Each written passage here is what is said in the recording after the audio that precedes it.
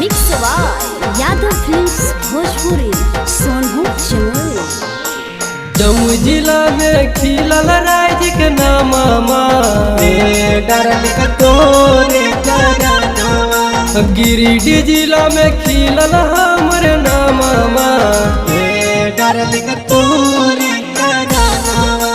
रोजे रोजे आवे पुलिस थाना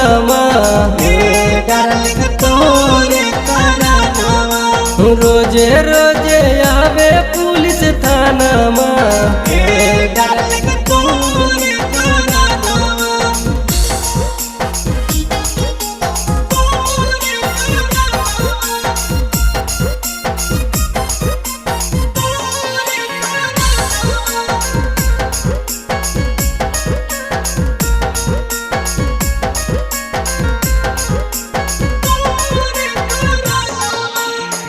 कह करी दिल को छौड़ी राजी पर के सगे कल को ना भाई बाप तोहर बेसगे कह करी दिल को छोड़ी राजी पर के सगे कल को ना तोहर भाई बाप न बेसगे एको टाइम न मिलो यार मामा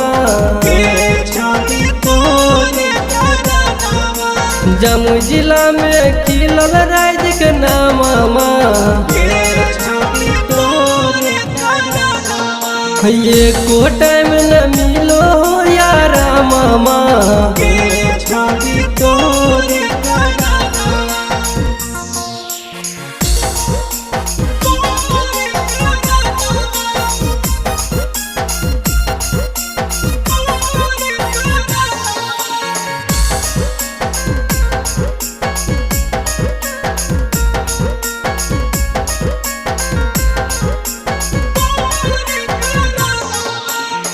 डर लागा हालो छोड़ी दे तो फांसी आगे तू ही का मीठ बोल के मर लेली माती आगे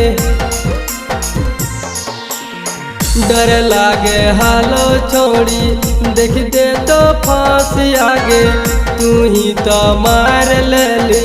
पंकज के माती आगे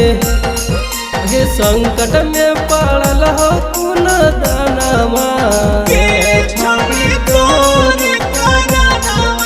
जमुई जिला में खिलल राज के नामा